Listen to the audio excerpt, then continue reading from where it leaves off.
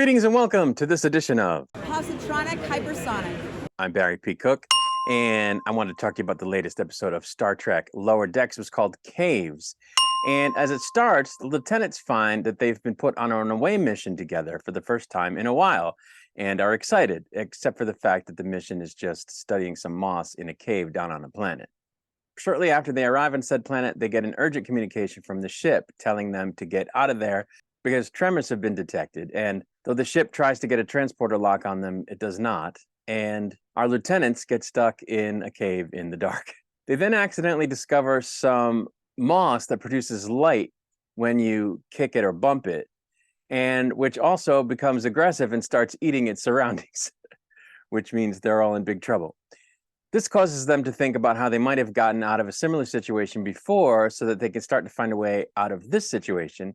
And we get a flashback to a time when BOIMLER was stuck in a cave somewhere else with a crew member named Levy, who is a bit of a conspiracy theorist and who people don't like. It turns out that they weren't able to communicate with the ship on that mission either, but in that case, it was because of an ion storm, which is something that happens on Star Trek a lot, ion storms.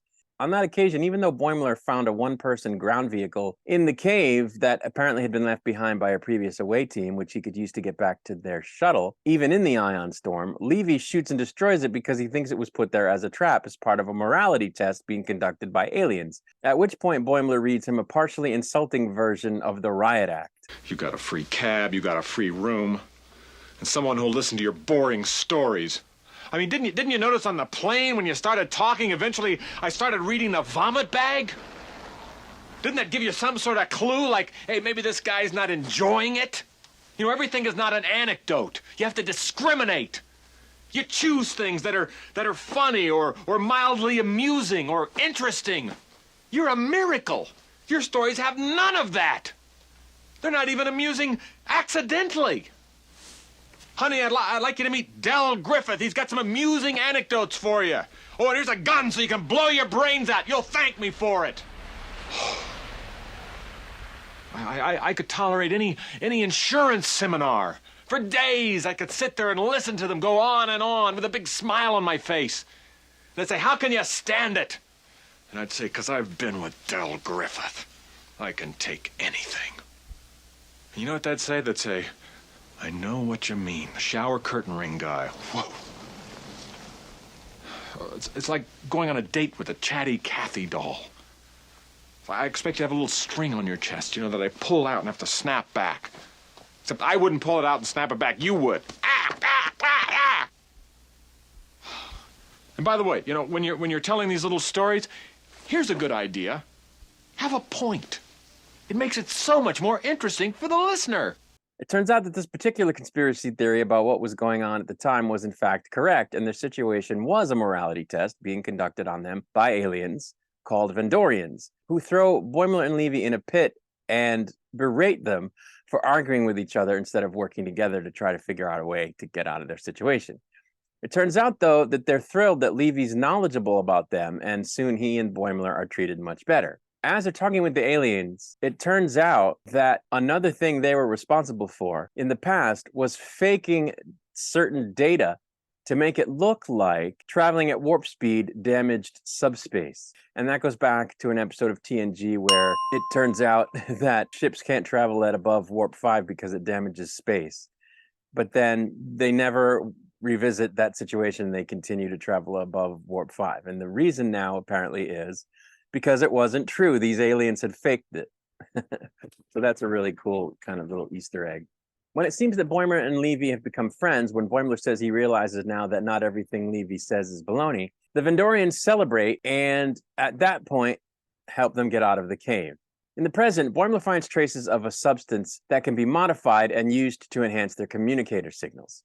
When they start doing this, Rutherford remembers when he got trapped in a cave a few weeks ago with Dr. Cat Lady, and apparently ended up having a child. At the time, they were attacked by a massive cave beast that fortunately soon ran off before it could harm he and the doctor, but not before killing their guide, who then transfers her consciousness into Rutherford. Remember. Just before her body dies and dissipates. And it turned out that her consciousness immediately formed a new being inside of Rutherford that grew to like birth size almost immediately. that the doctor had to remove from his belly using a laser scalpel. After a certain amount of time during which they tried to find a way out of the cave unsuccessfully, the monster came back, but Rutherford figured out how to communicate with it using a tricorder. And it happens that the beastie had its own baby in the pond in the middle of the cave, and because it liked the way they treated the clone baby, it knew that they would have been good parents like him, and it showed them how to get out. In the present, Mariner is then reminded of the time she led a mission with members of Delta Squad, with which her squad, Beta Squad, has an ongoing rivalry, and whose members on this occasion had physical and character traits similar to those of her usual companions, Rutherford, Boimler, and Tendi, which was very funny, and got stuck in a cave with them when their shuttlecraft crashed. In this particular cave, there was an element in the cave wall that made them age rapidly as they got closer to it. So Mariner and one of the members of Delta Shift end up aging considerably when they each try to get to the wall in place of the other to spare the other from the aging, which only ends up in the two of them being so old that they can't get any closer without aging to the point of dying. So they end up collapsing of exhaustion short of that and hashing out their differences, which stem from the fact that they both work different shifts on the ship and have a rivalry, as I was saying, which at this point they realize is kind of silly. At the same time, the Delta Shift member who is a stand-in for Rutherford discovers there's another wall that has a different element in it that makes you age backwards, and so he gets younger, and this somehow leads to him figuring out a way to repair the communication system on the shuttle that crashed them into the cave. In the present, Rutherford, Mariner, and Boimler are annoyed with each other for different reasons. The fact that Boimler is friends with Levy, the fact that Rutherford had a baby kind of and didn't tell them until now, and the fact that Mariner is now friendly with Delta Shift. Before they can apply the compound that they've made to the communicator to make it work, they get stuck to the wall by the moss, which demands that they allow Tendi to tell her story, which Mariner kept telling her it didn't make sense for her to tell because it wasn't a cave story. And if they don't let her tell the story, it's not going to let them out of the cave, so it's an intelligent moss.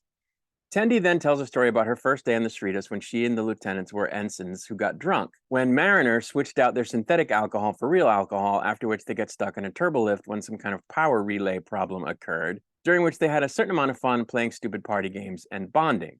The four then realize that no matter who hangs out with who or whatever, they'll always be friends. At which point the cave moss asks them if it can be friends with them, which Tendi replies to by saying yes, and telling them that they came to study them, at which point it lets them go and says that they can continue to study as long as they keep telling stories, which they do. And it turns out that the Vendorians were just running another test on them and were pleased that they did well with it, before deciding to let them linger in the moment they are enjoying before making it possible for them to communicate with the ship again.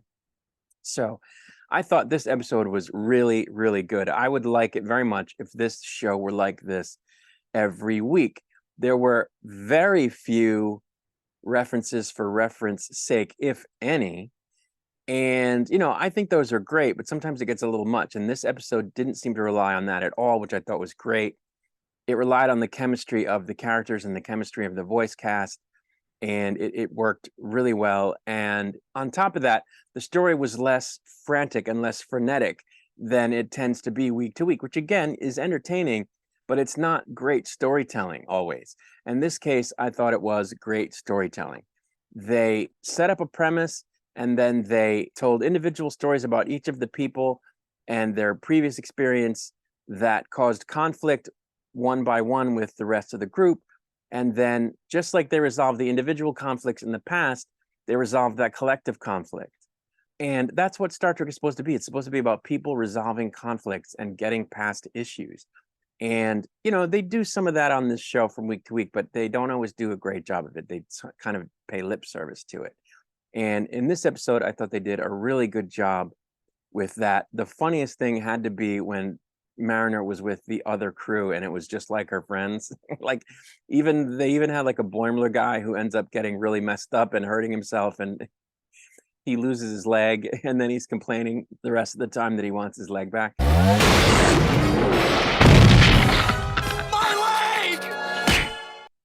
It was very funny. And, it just resolved well.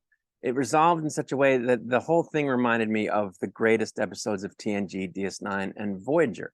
And I think if you subtracted the camp from this episode and the goofiness from this episode, that makes it good for what it is, the animated show, and it works for these characters. But if you took all of that stuff out, that wouldn't belong in TNG or DS9 and Voyager. This same exact story could have been done on those shows, just without the crazy, humor elements. And it would have worked just as well because at its heart, it was a Star Trek story. It was a good story about human beings working through the human condition, working through conflict, and, growing from their experiences. And again, there's some of that in the episodes week to week, but it's so buried underneath frenetic, frantic comedy and rapid fire references that the episodes don't always land as poignantly as they could if they left some of that out. And this episode is different. They sort of cut back on that and it worked. The better elements of the story had more time in the spotlight, as it were, than they normally do. And so I thought this was a really, really good episode, one of the best episodes that they've done in a while. So I can't say enough good things about it. It was really good. And the only thing it was missing, I guess, was any further information about the theft of the ships all around the squadron or whatever. We still haven't figured out what that is. We're gonna have to wait to see more on that. But as a standalone episode that had no sort of attachment to the rest of the season, I thought it worked perfectly, and I really liked it. And it's just a good episode, and that's really it. So I'm gonna get out of here. I'll be back to do a recap and review of the next episode once it's released. Until I return, I wish you peace and long life.